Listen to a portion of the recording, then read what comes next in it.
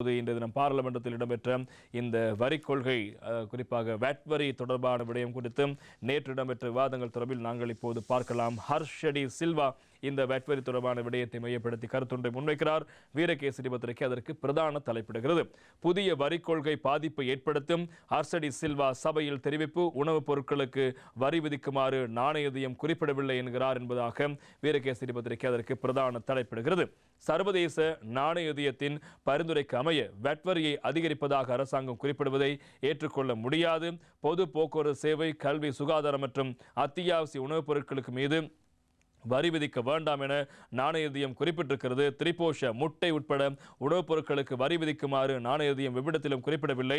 புதிய வரி கொள்கையால் சமூக கட்டமைப்பு மிக மோசமாக பாதிப்படையும் என ஐக்கிய மக்கள் சக்தியின் பாராளுமன்ற உறுப்பினர் கலாநிதி ஹர்ஷடி சில்வா அவர்கள் நேற்று பாராளுமன்றத்தில் இடம்பெற்ற இந்த பெறுமதி சேர் வரி திருச்சட்டம் மூலம் இரண்டாம் மதிப்பீட்டு மீதான விவாதத்தில் கலந்து கொண்டு உரையாற்றும் போதே இந்த விடயங்களை குறிப்பிடுகிறார். பொருளாதார நெருக்கடியில் மீட்சி பெறுவதற்கு அரசாங்கம் எடுக்கும் சிறந்த தீர்மானங்களுக்கு அரசியல் அப்பாற்பட்ட வகையில் ஒத்துழைப்பு வழங்கும். ஆனால் முறையான தரப்படுத்தல்களுக்கு அமைய தீர்மானங்களை எடுக்காமல் அரசாங்கம் தன்னிச்சையான செயற்படமாக இருந்தால் ஒருபோதும் ஒத்துழைப்பு வழங்க முடியாது என்பதை தெளிவாக குறிப்பிட்டுக் கொள்கின்றோம். மொத்த தேசிய உற்பத்தியை 15% அதிகரித்துக் கொள்ளாவிட்டால் தற்போதைய பொருளாதார நெருக்கடியிலிருந்து மீள முடியாது என்பதை ஏற்றுக்கொள்கின்றோம். முன்னாள் ஜனாதிபதி ரணசிங்க பிரேமதாசவின் ஆட்சியில் மொத்த தேசிய உற்பத்தி 20% இருந்தது. அதனைத் தொடர்ந்து ஆட்சியில் இருந்த அரசாங்கங்கள் எடுத்த தவறான தீர்மானங்களால் பொருளாதாரம் நெருக்கடிக்குள்ளானது. முன்னாள் ஜனாதிபதி கோட்டாபய ராஜபக்ச தூரநோக்கற்ற வகையில் எடுத்த தவறான தீர்மானத்தால் 600 பில்லியன் ரூபாய் முதல் 700 பில்லியன் ரூபாய் வரையான வரி வருமானம் இழக்கப்பட்டது. இதனைத் தொடர்ந்து நாடு வங்குரோத்து நிலைக்கு சென்றது. பொருளாதார பாதிப்புக்கு யார் காரணம் என்ற கேள்விக்கு உயர்நீதிமன்றம் உறுதியான பதிலளித்திருக்கிறது. எனவே ராஜபக்சர்கள் மத்திய வங்கியின் முன்னாள் ஆளுநர்களான அஜித் நிவார் கப்ரால், லக்ஷ்மண் திரைசேரியின் முன்னாள் செயலாளர் SR ஆட்டிகள் ஆகியோரும் பொருளாதார பாதிப்புக்கு பொறுப்பு கூற வேண்டும் என்பது பகிரங்கப்படுத்தப்பட்டது உண்மையாக இருக்கிறது. எனவே நாட்டு மக்களும் தற்போது இந்த விவகாரம் தொடர்பாக நன்றாக உணர்ந்து இருக்கிறார்கள். எனவே இந்த விடயத்தில் சிறந்த நடவடிக்கைகளை மேற்கொள்வதற்கு அரசாங்கம் மேற்கொள்ள வேண்டும். எனவே மக்கள் இப்போது தெளிவடைந்திருக்கிறார்கள்.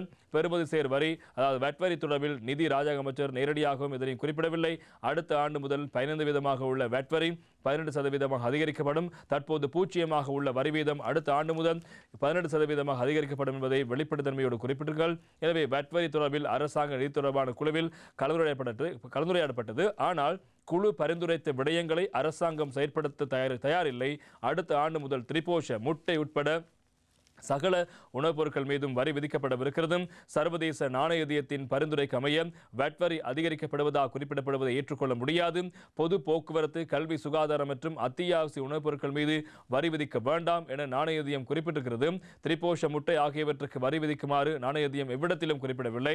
விவசாயிகளுக்கு இலவசமாக உரம் வழங்குவதாக குறிப்பிட்டுக் கொண்டு கோட்டாபய ராஜபக்ச ஆட்சிக்கு வந்தார். ஆனால் தற்போது வேட் வரிக்குள் மண்வெட்டி கூட உள்ளடக்கப்பட்டிருக்கிறது. அஸ்வசம நலன்புரி திட்டம் முறையற்ற வகையில் வழங்கப்படுகிறது.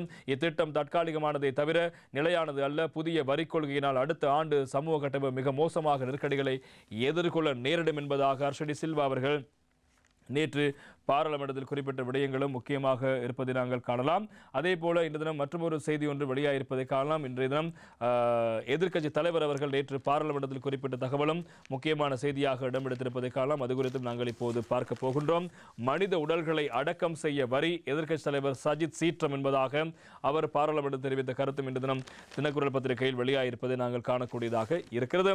எனவே அரச வங்கியிடமிருந்து பல கோடி ரூபாய் கடன் பெற்று கடனை செலுத்தாத 150 பேருக்கு எதிராக எவ்வித நடவடிக்கைகளும் எடுக்காத நிலையில் மனித உடல்களை அடக்கம் செய்வதற்கும் வரி அறிவிடுதல் எந்த அளவுக்கு நியாயமானது. அதனால்தான் முறைகேடான வகையில் இந்த வேட் வரியை அமல்படுத்த அரசாங்கம் எடுக்க முயற்சியை தோற்கடித்திருக்கும் என்பதாக எதிர்க்கட்சித் தலைவர் அவர்கள் தெரிவித்த கருத்துக்களும் முக்கியமான விடயமாக இருப்பதை காணலாம். எனவே இவ்வாறு இந்த தகனம் செய்தல் மற்றும் நல்லடக்கம் ஆகிய விடயத்திற்கும் வேட் வரி அறுவிடப்பட போவதாக கருத்துக்கள் வெளியாகிருக்கிறது. உண்மையான கேள்வி கேட்டு மேலும் சில விடயங்களை குறிப்பிட்டார். எனவே இவ்வாறு மக்களுக்கு அத்தியாவசியமாக தேவைப்படுகின்ற சாதாரணமான உணவுகள், அதே போல அத்தியாவசியமான இந்த சுகாதார விடயங்கள் தொடர்பான விடயத்திலும் விவசாயம் சார்ந்த பொருட்களுக்கும் வரி விதிக்கப்படுவதை ஏற்றுக்கொள்ள முடியாது என்பதாக நேற்று எதிர்க்கட்சி தலைவர் அவர்களும் தெரிவித்த கருத்துக்களும் முக்கியமான செய்திகளாக இடம்பெடுத்திருப்பதை